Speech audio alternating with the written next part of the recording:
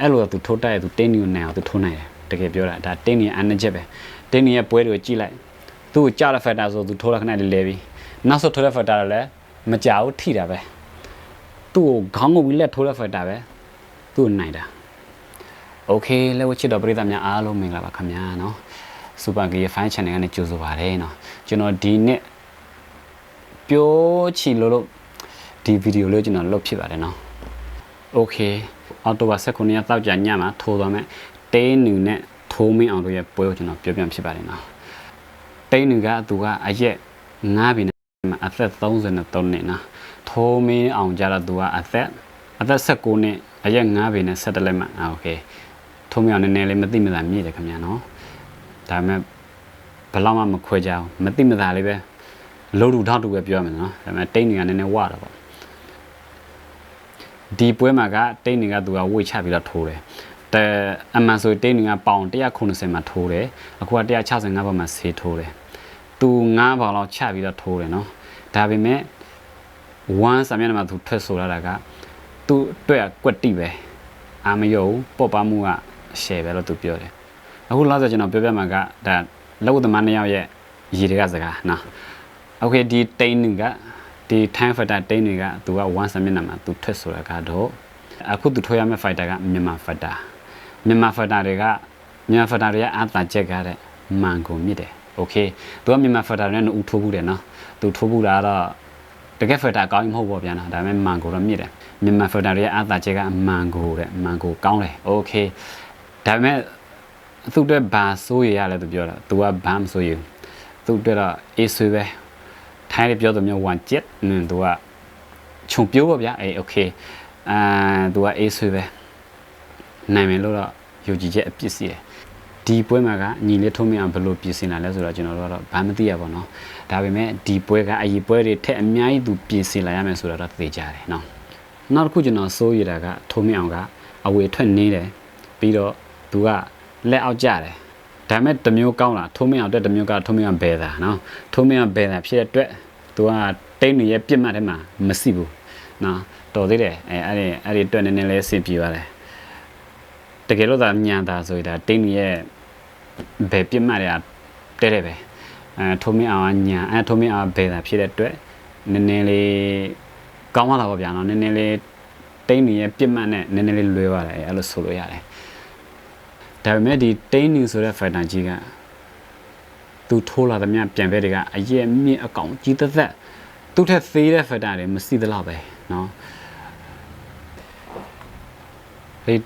ဒါမှကျွန်တော်တရားတဲ့အမြင်เนาะကျွန်တော်ဒီတိန်းနေရဲ့အားနည်းချက်ကိုကျွန်တော်ပြောပြမယ်ဆိုရင်ဒါကျွန်တော်တရားတဲ့အမြင်เนาะကျွန်တော်ဆရာကြီးတော့မဟုတ်ကျွန်တော်ပြောပြတာဒါသူ့ပွဲလေးကျွန်တော်အမြင်နဲ့ကြည့်ဖြစ်တယ်လေဒီတိန်းနေက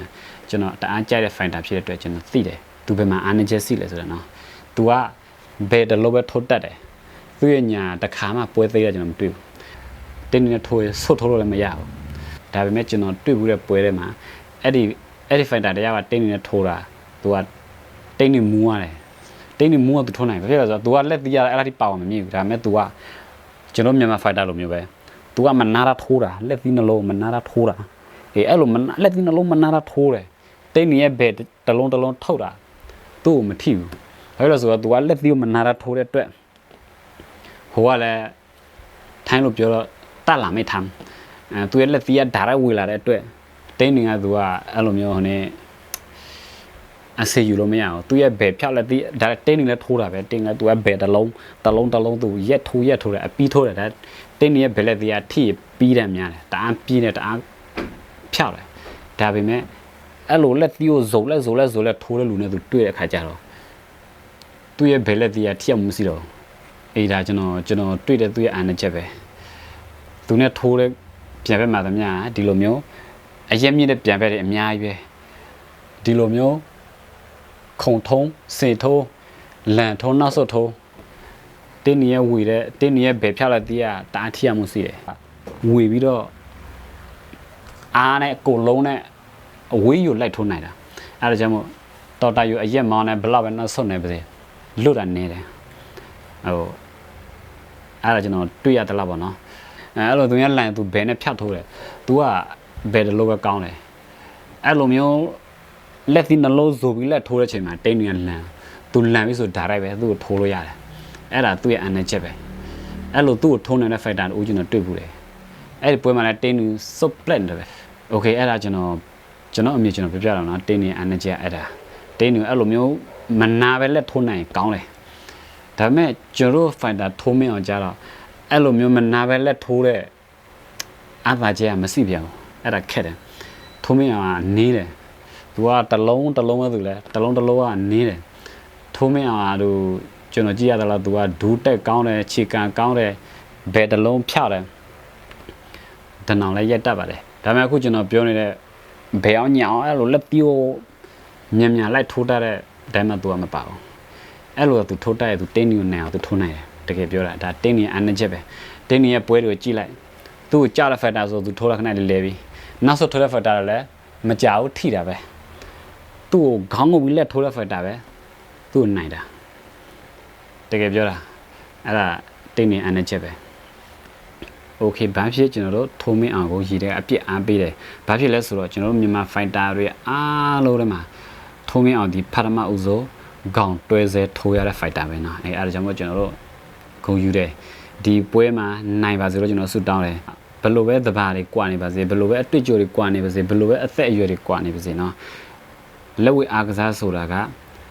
အရေးအခြေတစ်မျိုးနဲ့လည်းမပြောတတ်ဘူးကံပါမှလည်းမူတည်တယ်နော်တကယ်လို့သာထုံးဝင်ရရဲ့ဘယ်ဖြောက်လက်သေးလဲတင်းနေရဲ့မင်းကိုတဲ့ထိသွားရလဲဒါကျွန်တော်တို့ဘုံနိုင်ရနေတာပဲနော်โอเคနော်အဲ့ဒါကြောင့်မို့ဘာဖြစ်ထုံးမင်းအောင်ကကျွန်တော်တို့မြန်မာ fighter တွေရဲ့တကယ်မျိုးဆက်သစ်ကောင်းကောင်းတယောက်ဖြစ်ပါစေလို့ကျွန်တော်တို့ဆုတောင်းတယ်ခင်ဗျာနော်အော်တိုဘာလ19ရက်နေ့ည1:55အော်တိုဘာလ19ရက်နေ့ညမှာကျွန်တော်တို့တူတူသွားအားပေးကြမယ်နော်ထုံးမင်းအောင်နိုင်ပါစေဗျာโอเคအားလုံးဆွေလာချမ်းမြေ့ပါစေလို့နော်